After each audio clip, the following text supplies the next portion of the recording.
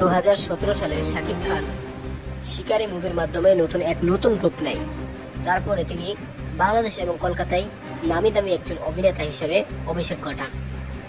তার শুরুর মুভি ছিল 1999 সালের একটি মুভি, যার নাম ছিল অনন্ত ভালোবাসা।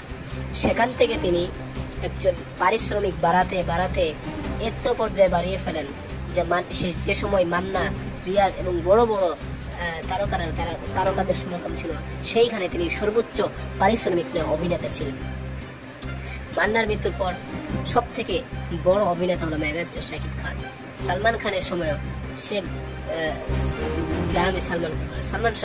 সালমান শাহ তার সময় তিনি কঠিন অনেক পারিশ্রমিক নিয়েছেন।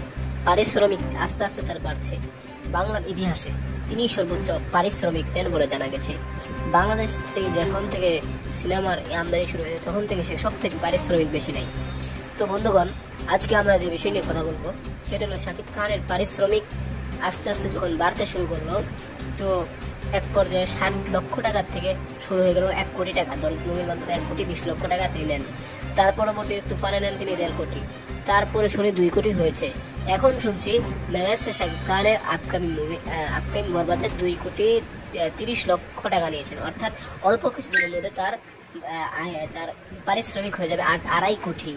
তো এটা তেমন খারাপ বিষয় না, কারণ একজন মেগাস্টার তার যত পারিশ্রমিক হবে তার মুভিটাও মানুষ তত ভালো, মানে মেগাস্টাররা তার মুভিটা আরো বড় বাজেটের বানানোর চেষ্টা করবে এবং মূল বানাবে, কারণ তিনি যত বড় মেগাস্টার তার এটা প্রাপ্য।